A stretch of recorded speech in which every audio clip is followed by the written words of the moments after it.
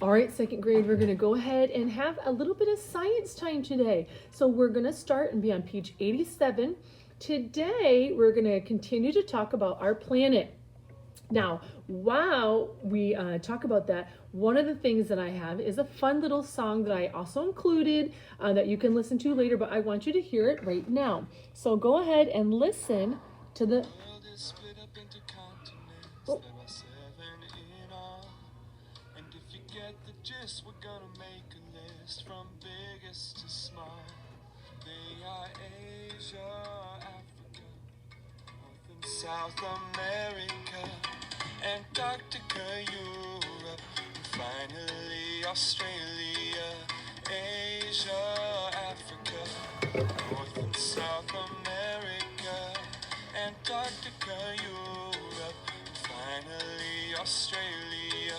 Hey, my name is Asia, and more than half of the world lives here, but whatever. And I am Africa with desert for miles, and the Nile is the longest river.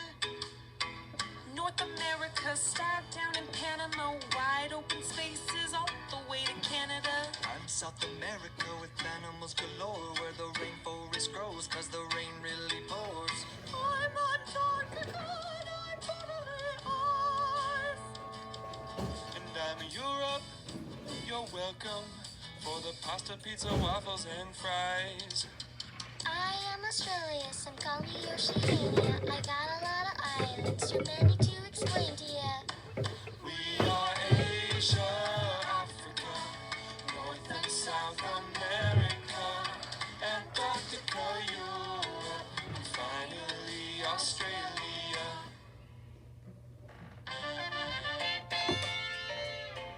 All right, so I thought that was a fun little song, and I thought that that would be something you'd like to hear, and hopefully it will help you to remember the different continents. So I also included an ocean song, which we will also be discussing today. Now, today I just have a few questions. What covered the earth at the very beginning? So God, when he first created the earth, what was the only thing that was on the earth?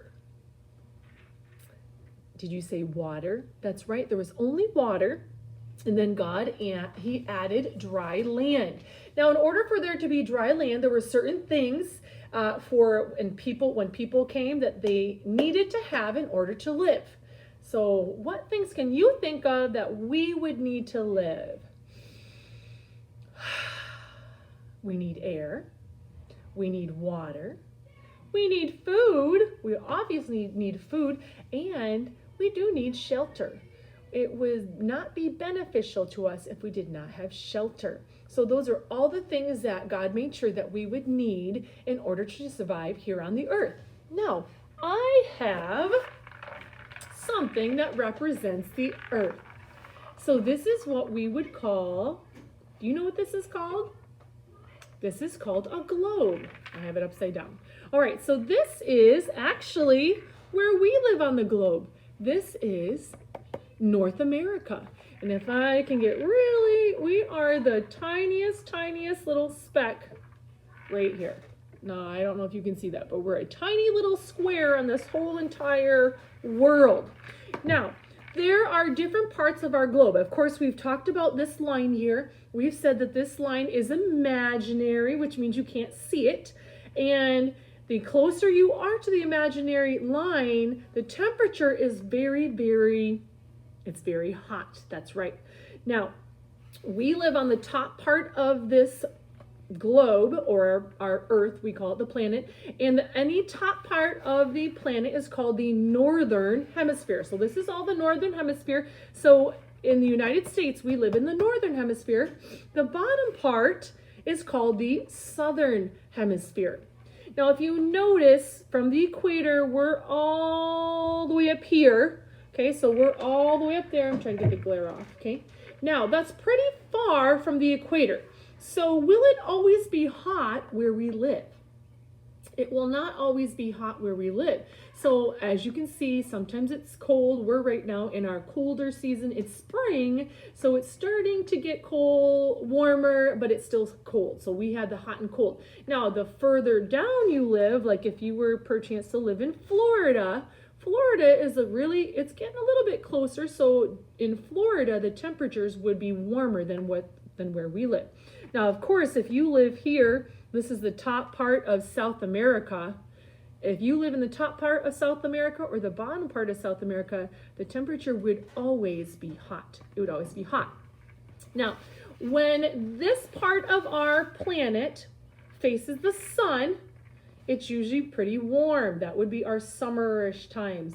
When it's away from the sun, that would be the opposite season. What season would that be? That season would be, you're right, it would be our winter time. So remember, as the planet, it is constantly spinning on our globe. And remember, it's round. The top part is your North Pole and the bottom part is the South Pole. Now, we do have continents. God created the continents, and that's why I gave that song to you. There are 7 of them. So here is Africa. Okay, up above it in this little area here, this is Europe. And then all of this section here, all of that section, I'll try to put it right here. All this section here, this is all Asia. Okay, so that's another continent.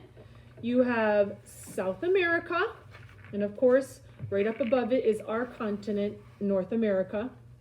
Okay, and then you have Australia, and down at the very bottom, you have Antarctica.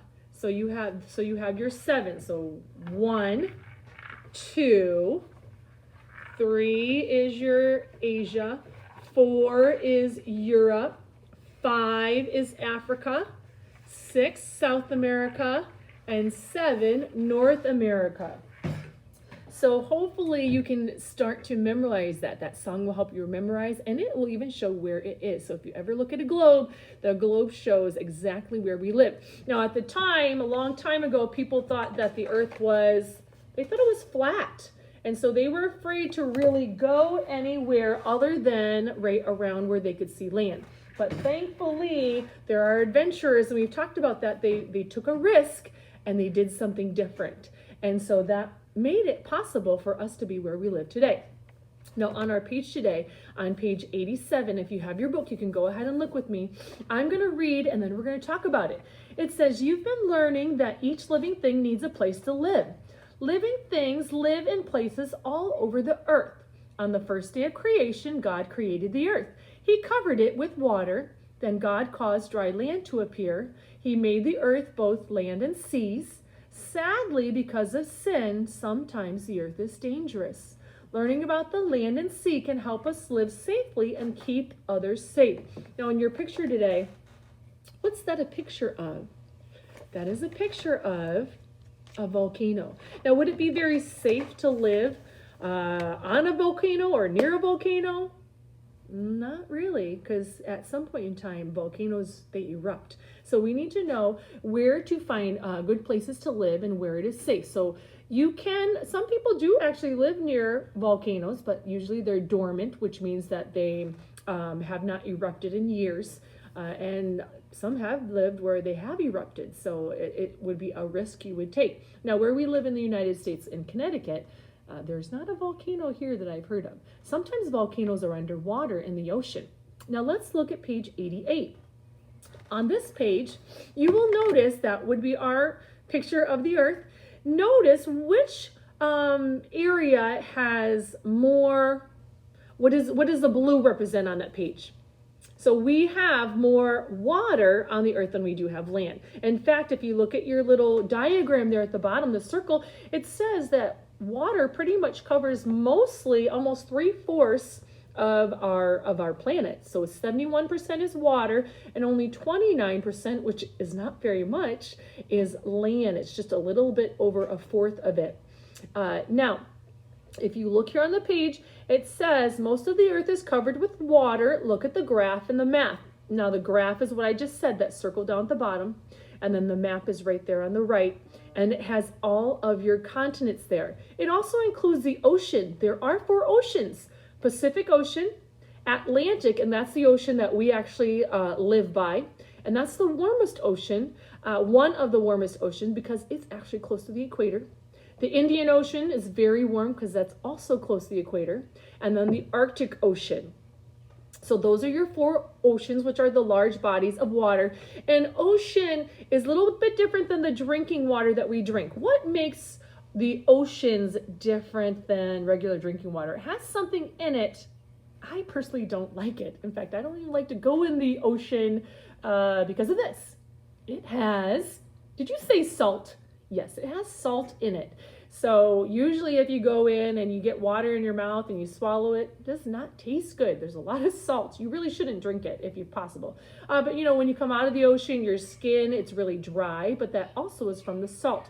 Salt takes moisture out of everything. So it's going to take that water out of your skin and it dries it out. But I'm sure lots of you like to swim in the ocean. There's all kinds of animals in the ocean. There are even animals in the ocean that we don't even know exist, because God is just so great that he just has created so many sea creatures that we wouldn't even be able to know all of them. Maybe someday, maybe when we're in heaven. But for now, scientists are still discovering new sea creatures just because the ocean's huge, 71%. So there are creatures living all over the place. Now, let's look at the second paragraph. It says, many living things find their home in salt water. Whales, shrimp, and seaweed are some of the things that live in salt water. Now, there are some sea creatures that just are not made to live in salt water. There are certain fish that they can only live in the fresh water. So even God created that part of them uniquely and different. He knew that we have seas and we have rivers and we have lakes. So he created sea creatures for those. Now, a shark would not be able to live in fresh water, in like a lake. It's not necessarily possible. And whales, they would not be able to live in the lakes. They need the ocean, the salt, to survive. Now, here's the last paragraph. It says, fresh water is found in rain and on land. Bodies of fresh water includes lakes, ponds, rivers, and streams. People depend on sources of clean, fresh water to drink. Plants and animals live on land, and they also need clean, fresh water. So again, the salt water is not good for all the animals that live on the land. Remember, I told you the salt is not good for them, like the giraffes and the hippos. They need fresh water. So God even thought of those things. He knew that that was important and essential for them to live, so that he created something different for them to survive on, and the oceans for the animals that live there to survive on.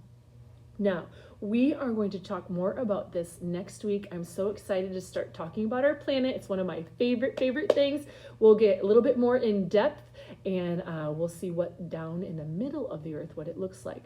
I hope you enjoyed this lesson for today. Go ahead and reread it, listen to those 2 songs, and then hopefully you'll think about them throughout the week.